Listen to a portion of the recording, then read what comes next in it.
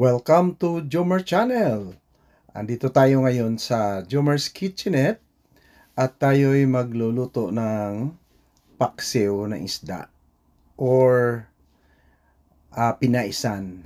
Yan yung tawag doon sa Rojas City. Ayun, at ginamit natin ang ating Pyrex na lutuan kasi parang trip ko lang magluto ngayon gamit ang ating Pyrex para at least maganda naman tingnan ang ating paksiw. Ayun, ang ating paksiw diyan ay ating isda ay galonggong at saka tawilis na isda. Hinalo-halo ko na. Ngayon, naghiwa ako ng maraming luya at nilagay natin sa ilalim ng ating isda. Yun, naghiwa tayo ng luya at saka sibuyas. Ayan na yung ating isda. Mga ka-Jomer, pinutol-putol ko lang yung 3 pirasong galonggong. Dinagdag ko na lang tong galonggong dito sa isdang tawilis na ito. Yung tawilis na isda ay parang wala itong lasa, na masarap ito gawing sinigang o ilagyan natin ng sabaw. Kasi parang mapakla itong klaseng isda, pero masarap siyang gawing paksiw dahil sa paksiw ay halo yung asim at saka alat. Ayan, inayos lang natin ang ating isda kasama yung galonggong. Yan, at hinugasan lang natin ito ng mabuti para medyo matanggal ang kanyang lansa. But rest assured na maluluto ito na walang lansa dahil nilagyan natin ng maraming luya. Ayan, naglagay na tayo ng natira nating sibuyas sa ibabaw. And then of course, hindi mawawala ang bawang. Meron tayong bawang dyan. At nilagyan din natin ng kamatis kasi gusto ko yung may kamatis siya. Dahil pag kinakain mo na siya, pati yung mga ingredients na nilagay natin ay masarap din kainin. Ayun, sinapinan na natin siya ng kamatis at saka naglagay tayo ng 3 siling pansigang. And then of course, yan, napakasarap yan sa paksiw yung kamyas. O, sa Ilonggo, iba. Ganyan kami mga Ilonggo guys, kung kami magpaksiw ng isda, mayroong mga ganyan. And then, dinagdagan ko pa siya ng chinap na luya sa ibabaw kasi gusto ko maraming luya para tanggal ng lansa. Ayan, at naghiwa si Mrs. ng ampalaya na sana gawin namin tong salad, kaso lang sabi ko masarap ito ilagay sa paksiw. At saka yung isa pa dyan guys na palagi nating tinatapping sa ating paksiw ay yung talong. Masarap din yung talong sa paksiw. Ayan, of course, pag sinasabi nating pinaisan, natutunan ko ito sa Rojas City before. Doon ako nag-aral. Yan, nilagyan natin ng bagoong yung ating paksiw. Na pag sa Iloilo, paksiw lang, walang bagoong yun. Pero pag sinasabi nating pinaisan, meron yan. Yan, naglagay tayo ng black pepper. At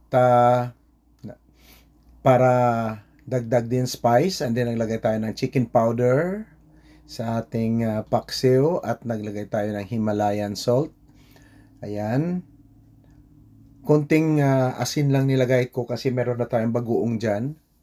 Kasi maglagay pa tayo ng fish sauce. Yon.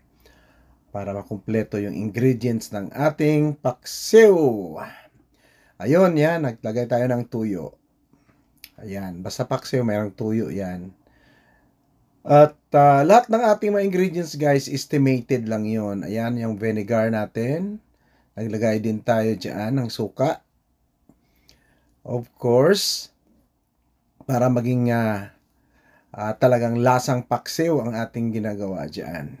Kasi namimiss ko yung magpaksiw ng isda, sabi ko, at masarap pag yung kanin natin ay sinangag. Yan, naglagay tayo ng 1/2 cup, almost 1/2 cup ng tubig dyan sa ating paksiw. Yan, nagyan natin takip. ang ating paksiw hanggang kumulo siya. Yan, inuna natin ang ating stove at maya-maya malaman natin at makikita na natin na kumukulo na ang ating paksiw. Ayan. Ganda guys, no? Kasi makikita mo hanggang ilalim yung niluluto mo kasi Pyrex yung ating nilutuan. So, yun. Hinalo-halo ko lang yung ating bagoong sa taas para at least habang kumukulo siya na may spread yung kanyang lasa dyan sa ating paksiw. Yun.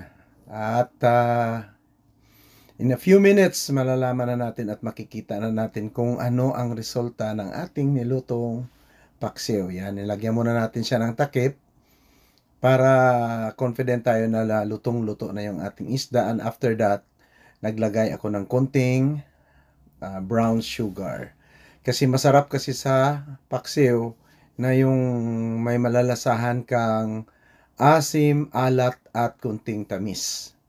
Yun yung yan yung minimiti nating lasa na ma-achieve dito sa ating nilulutong paksiw. Ayan. After few minutes na pakulo natin, tinanggalan natin yung takip kasi gusto natin mangyari dito na mabilis siyang tuyuan. Yung parang konti na lang yung sabaw na matira. And then after na matira, konti na lang yung sabaw na natira, naglagay tayo ng mantika.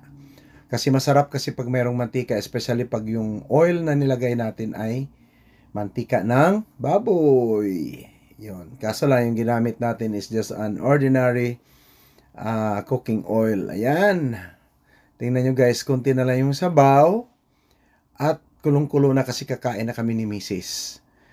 At na-imagine nyo na guys, at na-imagine ko na rin kung gaano kasarap ang ating paksiw na isda. Ayun, at kakain na kami at talagang nagsangag ako ng kanin. Talagang nagtawag dito, nag-fried rice.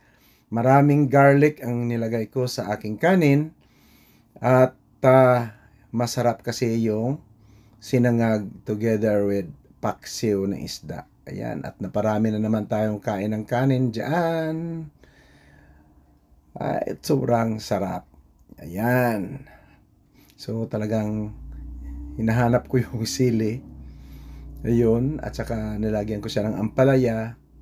At of course, habang ako'y nagbo-voice over, ako'y naglalaway. Ayan, maraming salamat guys sa inyong papanood dito sa ating channel, Jomar Channel. Please do subscribe, share,